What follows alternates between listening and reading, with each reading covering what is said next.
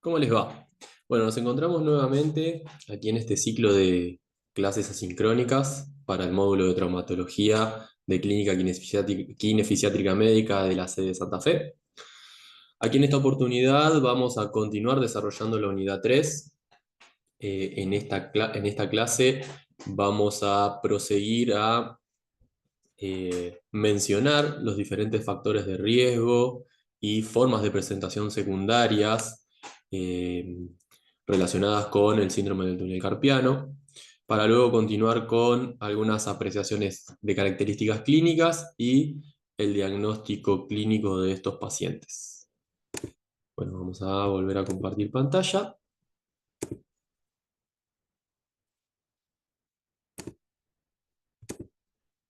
Muy bien.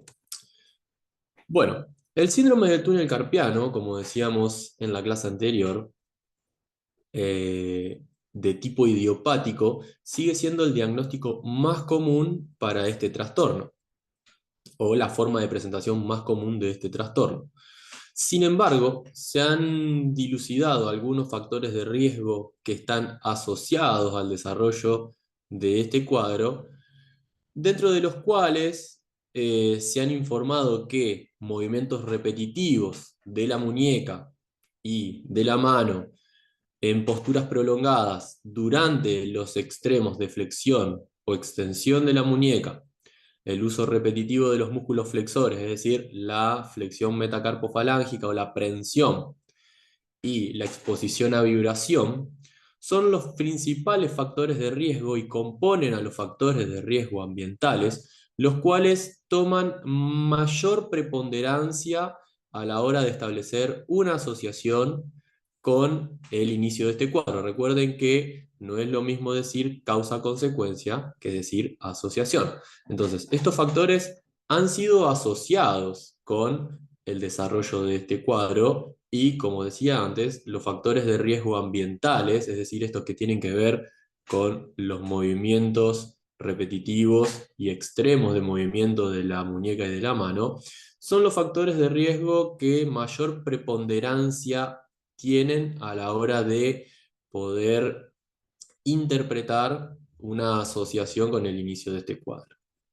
Por otro lado, también los factores de riesgo pueden agruparse en cuatro categorías.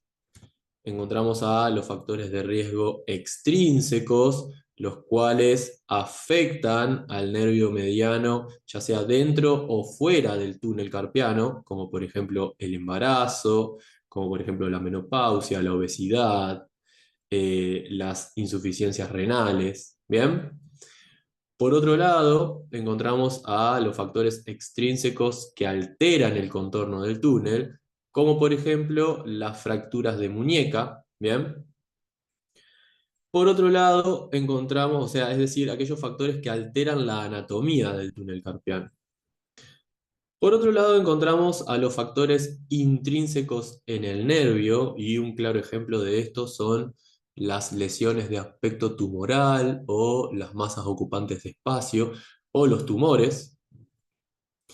Y por último, encontramos a los factores de riesgo neuropáticos, que incluyen enfermedades como la diabetes, el alcoholismo, la toxicidad por sustancias y la deficiencia de vitaminas.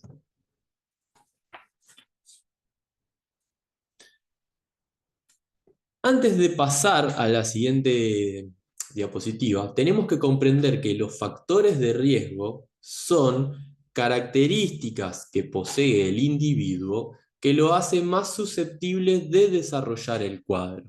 ¿Bien? Eso es un concepto que tenemos que tener en claro a la hora de pensar o establecer a los factores de riesgo, con diferencia a las formas de presentación secundaria. Entonces, como decía antes, los factores de riesgo implican características de los individuos que los hacen más susceptibles a desarrollar el cuadro si los comparamos con otros individuos que no poseen dichos factores de riesgo. Eso sería un factor de riesgo, una característica que predispone al individuo al desarrollo de cierto cuadro, que si están presentes en la comparación de un paciente con cierta característica y otro paciente que no posee la característica, el paciente que posee esa característica es posible que tenga un mayor riesgo de desarrollar la patología en cuestión que aquel que no lo posee. Bien, esos serían los factores de riesgo. Por otro lado, las formas de presentación secundaria difieren de los factores de riesgo debido a que son características o condiciones médico-clínicas que posee un individuo y que hacen que, secundaria a su aparición, el síndrome del túnel carpiano pueda desarrollarse. Bien, entonces, las formas de presentación secundaria son condiciones médico-clínicas, las cuales pueden propiciar a su aparición la presentación secundaria de un síndrome del túnel carpiano debido a la presencia de esta condición médico-clínica. Bien, dentro de las formas de presentación secundarias del síndrome del túnel carpiano, encontramos diferentes condiciones médico-clínicas que pueden propiciar la aparición de este cuadro. Dentro de ellas encontramos a la artritis reumatoidea y las colagenopatías, las cuales, como vimos en la clase anterior, tienen una relación con el incremento de la tenovaginitis, es decir, la alteración del colágeno, que pueda generar un aumento del volumen, por ejemplo, de las estructuras colágenas que componen el túnel carpiano, y por ende aumentar la presión en él y dando de manera secundaria el inicio de un cuadro de síndrome del túnel carpiano. Encontramos la artritis reumatoidea, al Sjögren, por ejemplo, a la esclerodermia, como posibles formas de presentación secundarias a un síndrome del túnel carpiano. Tenemos a las patologías articulares degenerativas, como la osteoartritis, trapezo metacarpiana, a la pseudoartrosis del escafoides, a la osteoartritis radiocarpiana, como un posible cuadro, una posible condición que determine la aparición secundaria de un síndrome del túnel carpiano. También encontramos a las polineuropatías, es decir, afecciones del sistema nervioso que determinen que esa disfunción del sistema nervioso propicie una posible susceptibilidad del nervio mediano a una compresión a nivel del túnel carpiano, como por ejemplo en una diabetes mellitus, ¿bien? En donde tenemos a una polineuropatía diabética, en donde esas estructuras nerviosas periféricas son más susceptibles a una compresión secundaria, a las enfermedades endocrinas, como por ejemplo a la enfermedad de la tiroides, ¿bien? O nuevamente a la diabetes mellitus, en donde esta afección endocrina puede determinar también una susceptibilidad o una aparición secundaria a este síndrome del túnel carpiano. Enfermedades vasculares como la trombosis de la arteria mediana, el embarazo y la lactancia, en donde ya hemos mencionado también, como podemos ver, al embarazo como un posible factor de riesgo. Acá también ocupa un lugar en una posible forma de presentación secundaria del síndrome del túnel carpiano a la presencia del embarazo. Y esto posiblemente es debido a los cambios hormonales que suceden durante el embarazo y el aumento del edema tisular y el aumento del peso corporal, como las posibles explicaciones teóricas del por qué se da el síndrome del túnel carpiano en el embarazo, mayormente durante el tercer trimestre, pero este también puede perdurar luego del parto. Por otro lado, también encontramos que el síndrome del túnel carpiano puede darse de manera aguda, secundaria a una lesión por aplastamiento de la muñeca y de la mano, o a la luxación secundaria, a la luxación de un hueso carpiano. También encontramos dentro de las formas de presentación secundarias del síndrome del túnel carpiano a las condiciones laborales. Como decíamos antes también, recordemos que el síndrome del túnel carpiano ha sido enmarcado como una patología profesional o como una enfermedad profesional, Y existen diversos trabajos los cuales pueden propiciar la aparición secundaria de un síndrome del túnel carpiano, los cuales están ahí desarrollados en el apunte de clases. Y bueno, nuevamente recordar que el síndrome del túnel carpiano es una afección por esfuerzo repetitivo enmarcado en el acrónimo LER, ¿bien? Y ha sido reconocido como una patología relacionada directamente con ciertas condiciones laborales.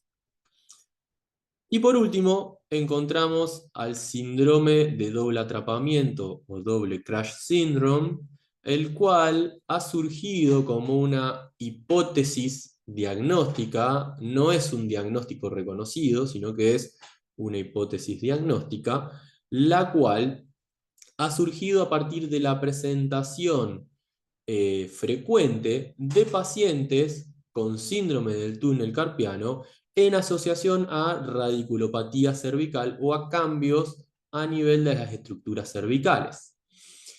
La explicación aquí es que un atrapamiento proximal puede alterar a la capacidad de transporte axonoplasmático a nivel de la estructura nerviosa periférica, debido a la pérdida de expresión de factores neurotróficos por parte de las células de Schwann, y esta alteración en el transporte axonoplasmático puede determinar la susceptibilidad de esa raíz nerviosa periférica de verse atrapada a nivel distal, aunque con una intensidad de atrapamiento menor. ¿Bien? Y estos atrapamientos a nivel distal del nervio mediano puede darse en el recorrido de esta estructura nerviosa periférica en toda la extremidad superior. Sabemos que el nervio mediano tiene diferentes sitios de conflicto o sitios potenciales de conflicto al atravesar la extremidad superior, los cuales pueden comprimir proximalmente al nervio y dar, por consiguiente, un atrapamiento a nivel distal en el área de la muñeca de esta misma estructura nerviosa periférica. Y al mismo tiempo, de manera inversa, un atrapamiento distal también va a provocar alteraciones en el transporte axonoplasmático de esta estructura nerviosa periférica y hacerlo susceptible de un atrapamiento a nivel proximal. ¿Bien?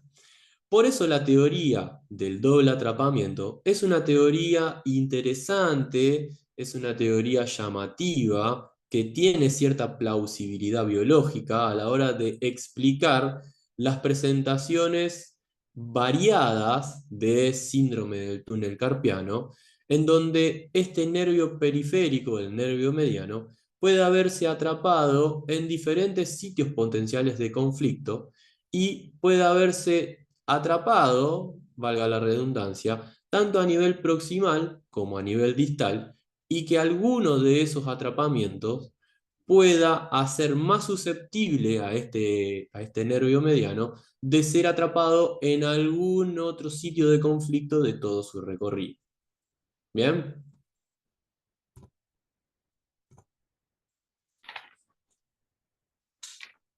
Sabemos que de todas maneras, la liberación de uno de los dos atrapamientos o de una de las dos compresiones puede mejorar la clínica de estos pacientes. Y acá vemos, por ejemplo, una analogía de un bombero utilizando una manguera, en donde el pisar la manguera va a reducir el flujo en el resto de manguera que queda disponible, pudiendo propiciar que ese flujo sea aún más reducido a nivel distal.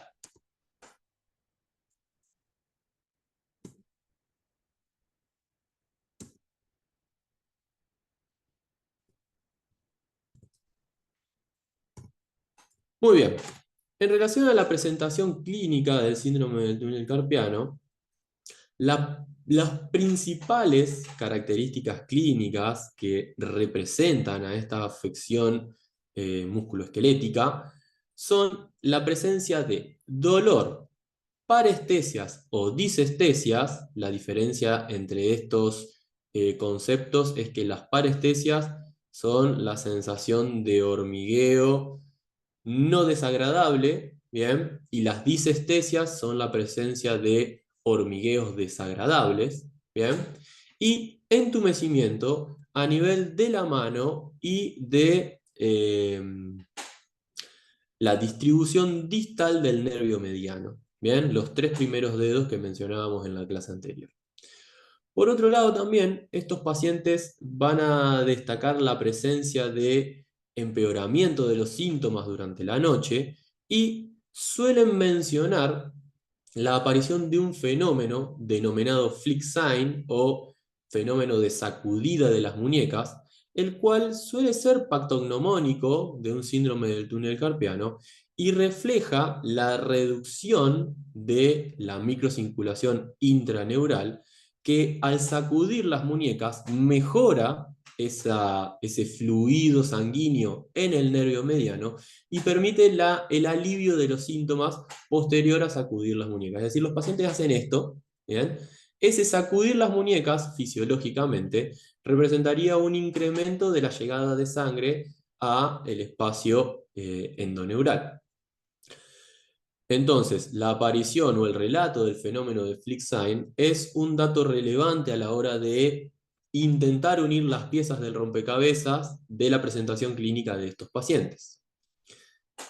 También vamos a encontrar cierta variabilidad en la presentación clínica de los distintos pacientes que acudan a nuestra consulta con un síndrome del túnel carpiano, pero la mayoría de ellos van a presentar una disminución de la fuerza de prensión de la mano y una reducción en la función de la mano, ¿bien? Reducción en la capacidad de manipulación de objetos, reducción en la capacidad de acarreo de ciertos elementos, ¿bien?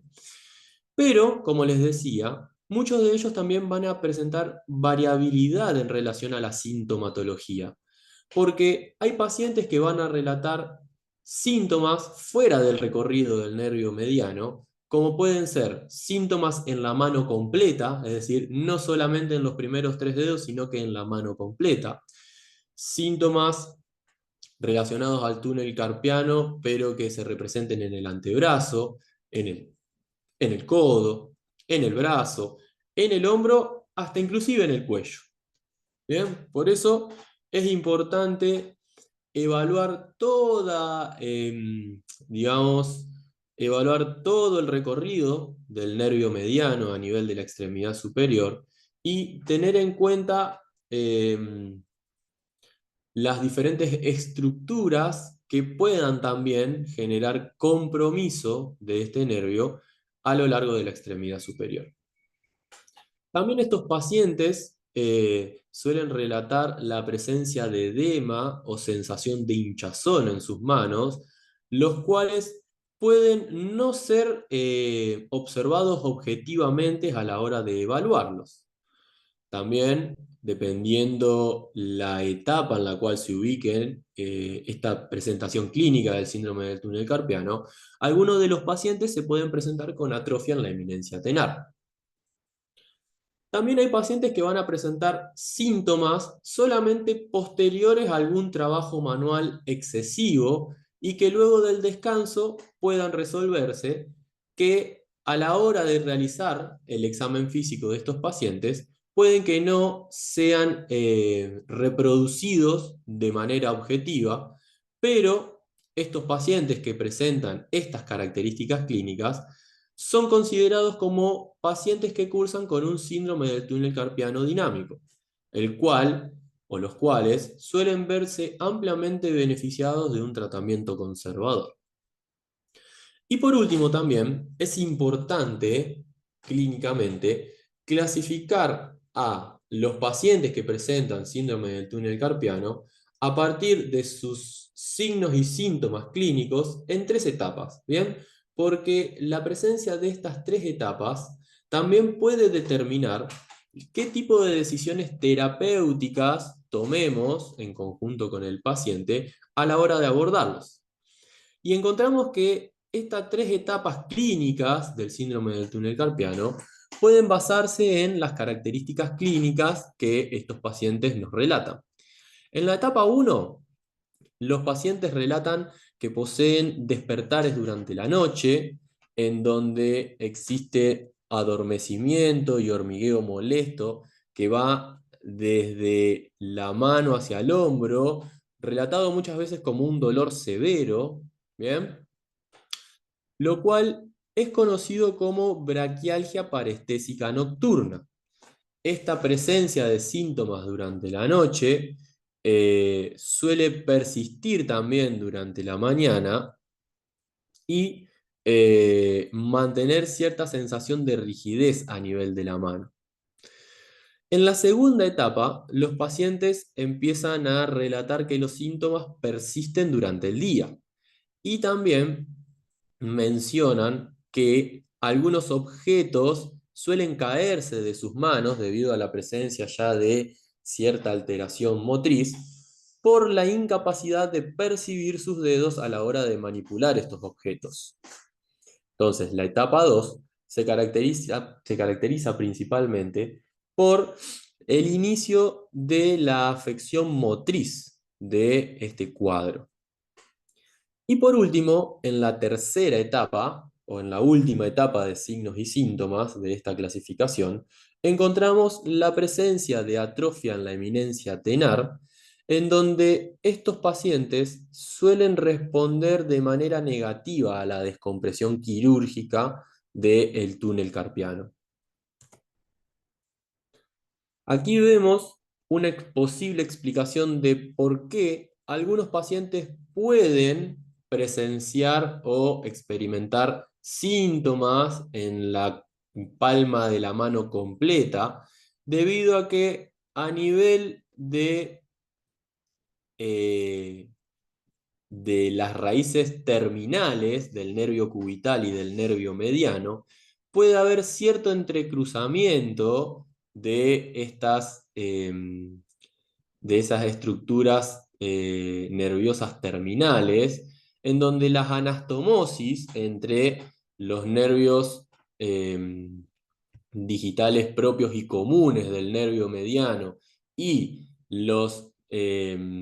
la inervación motora y sensitiva del nervio cubital pueden provocar que las afecciones del nervio mediano, debido a las anastomosis que puedan darse en esta zona de la mano, puedan dar como resultado la presencia de síntomas fuera de la distribución distal del nervio mediano.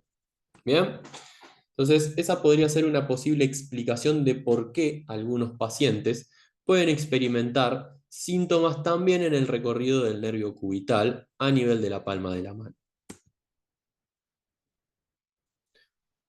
En relación al diagnóstico clínico, existe cierta limitación para el diagnóstico de este síndrome, de los pacientes que cursan con este síndrome, debido a la falta de un gol estándar para diagnosticar a estos pacientes. Dentro de los potenciales goles, digamos, diagnósticos o posibilidades diagnósticas de gol estándar, encontramos al diagnóstico clínico de expertos, a los resultados positivos, a la respuesta positiva a la liberación del túnel carpiano, debido a la sección del ligamento transverso del carpo, y al electrodiagnóstico como el gol estándar más aceptado para alcanzar el diagnóstico de estos pacientes.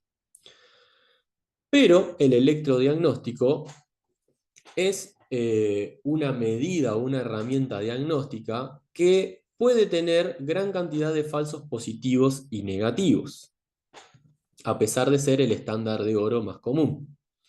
Entonces la AOS ha desarrollado ciertas recomendaciones para el diagnóstico clínico en las cuales debemos hacer hincapié y debemos basarnos para establecer el diagnóstico de estos pacientes. En la anamnesis, por ejemplo, la AOS ha recomendado seguir ciertas preguntas, las cuales deben ser parte del interrogatorio de estos pacientes. Preguntas relacionadas a el tiempo de evolución o duración de los síntomas, preguntas relacionadas a la severidad o características de los síntomas, por ejemplo, qué tan graves son los síntomas, la distribución o calidad de los síntomas, qué cuestiones alivian los síntomas, qué cuestiones o situaciones empeoran los síntomas, ¿bien? Preguntas relacionadas a, de índole de la localización de estos síntomas, si en qué áreas se distribuyen, si van más allá de la localización en la mano, si se irradian hacia alguna otra área específica del cuerpo, o si existen algunos otros síntomas asociados a la presencia de estas parestesias y hormigueos y entumecimientos. También preguntas relacionadas con el ritmo de la enfermedad, es decir, con la evolución de la enfermedad o con el cambio a nivel de la gravedad de la enfermedad. Y también resultan altamente importante el conocimiento de si estos pacientes han recibido tratamientos previos y cuáles fueron los resultados de estos tratamientos previos, de los cuales ya hayan recibido. Y también es importante realizar preguntas acerca de los hábitos y estilos de vida que tengan estos pacientes, ya que sabemos que existen factores de riesgo o formas de presentación secundaria que están altamente relacionados con los hábitos o cuestiones metabólicas que van de la mano con el estilo de vida de estos pacientes. Por otra parte, la AOS recomienda que en el examen físico sean tomados datos personales de los pacientes como la edad, el sexo, el peso, la talla, ¿bien? Características demográficas de estos pacientes. Después, durante el examen físico debemos evaluar el rango de movilidad de la muñeca, cuestión muy importante a tener en cuenta, evaluar la fuerza de prensión a través de un dinamómetro de prensión, lo cual vamos a mostrar en la clase práctica, cómo podría realizarse esa evaluación, ¿bien? Lo cual la fuerza de prensión es un parámetro muy importante de mejoría de estos pacientes y de progresión del cuadro a la hora de nosotros establecer parámetros o criterios de evaluación inicial e evaluación final de nuestro proceso de tratamiento. Y también tener en cuenta el examen sensorial del nervio mediano, la discriminación de dos puntos y la discriminación de diferentes texturas de la capacidad de estos pacientes. Y por último, también se han utilizado diferentes pruebas provocativas de los síntomas, donde las más comunes o las más comúnmente descriptas son la prueba de Fallen, la cual es una prueba que busca la provocación de los síntomas, la cual se realiza colocando el dorso de la mano de manera opuesta durante 60 segundos en esta posición, en donde la positividad de la misma sería el incremento de los síntomas en la distribución del nervio mediano. La prueba de Tinel, como vemos acá, por ejemplo, percutiendo con un martillo a nivel de la entrada del nervio mediano en la muñeca, prueba de Tinel, lo cual también provocaría esas descargas ectópicas a nivel de la distribución del nervio mediano.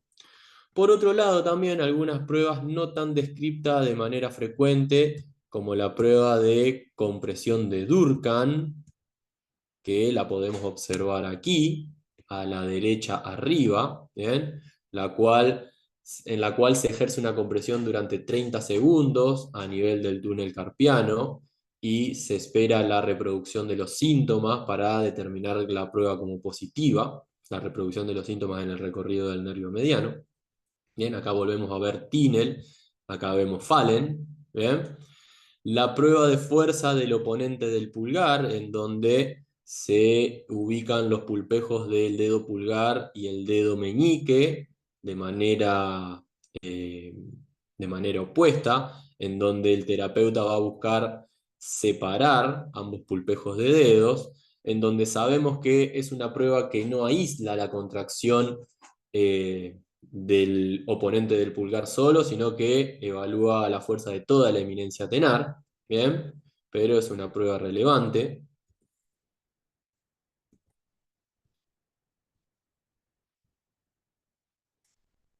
La prueba de discriminación de dos puntos de Weber, como vemos acá, ¿bien? Que puede usarse con algunos elementos o de manera casera, con agujas, en donde acá se busca la menor distancia entre dos puntos de presión, que el paciente pueda reconocer la presencia de esos dos puntos, ¿bien? Es decir, el reconocimiento de dos puntos en la menor distancia posible. Eso evaluaría la densidad de inervación que posee ese nervio mediano en esa mano a evaluar.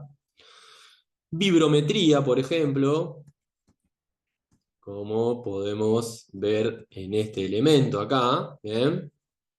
Algunos diapasones.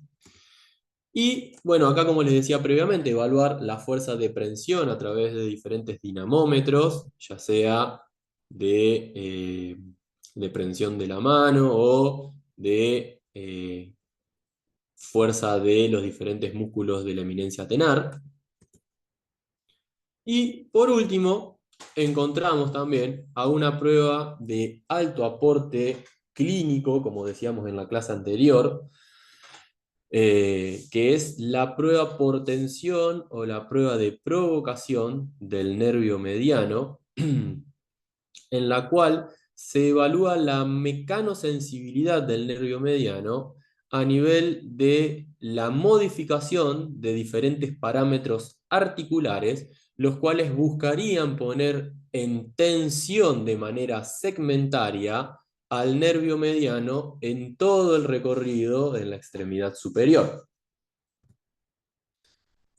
Esta prueba de provocación del nervio mediano es una prueba que tiene un gran aporte clínico, como decía antes, pero es una prueba que para determinarla como positiva hay que tener en cuenta ciertos criterios. Por ejemplo, bueno, esta prueba la vamos a explicar con un poquito más de énfasis en la clase presencial, pero lo que tenemos que tener en cuenta acá como criterios de positividad de dicha prueba es que en principio el primer criterio de positividad de la prueba sería el aumento de los síntomas propios del paciente, es decir, el aumento de los síntomas a nivel de los tres primeros dedos, la reproducción de los síntomas propios del paciente y que éste lo pueda reconocer como sus síntomas o como el signo concordante. Pero otro criterio de positividad de esta prueba es que los síntomas aumenten o se alivien al cambiar parámetros de movimiento articular de las articulaciones proximales a la muñeca y la mano. ¿Bien? Es decir, por ejemplo, al aumentar la inclinación contralateral del raquis cervical en la exacerbación de los síntomas, por ejemplo, ese es un criterio de positividad, o al quitar, por ejemplo, depresión de la cintura escapular y provocar de manera secundaria el alivio de los síntomas, eso también es un criterio de positividad de esta prueba, es decir, que los síntomas se incrementen o alivien a la hora de aumentar, de modificar parámetros de las áreas articulares proximales a la muñeca y a la mano. Muy bien. Con eso damos por finalizada a esta segunda parte de la unidad 3. Luego vamos a continuar con algunas cuestiones relacionadas con la clínica y con la evaluación de estos pacientes y algunas cuestiones que tienen que ver con determinar el diagnóstico clínico de este cuadro. Nos encontramos en la próxima.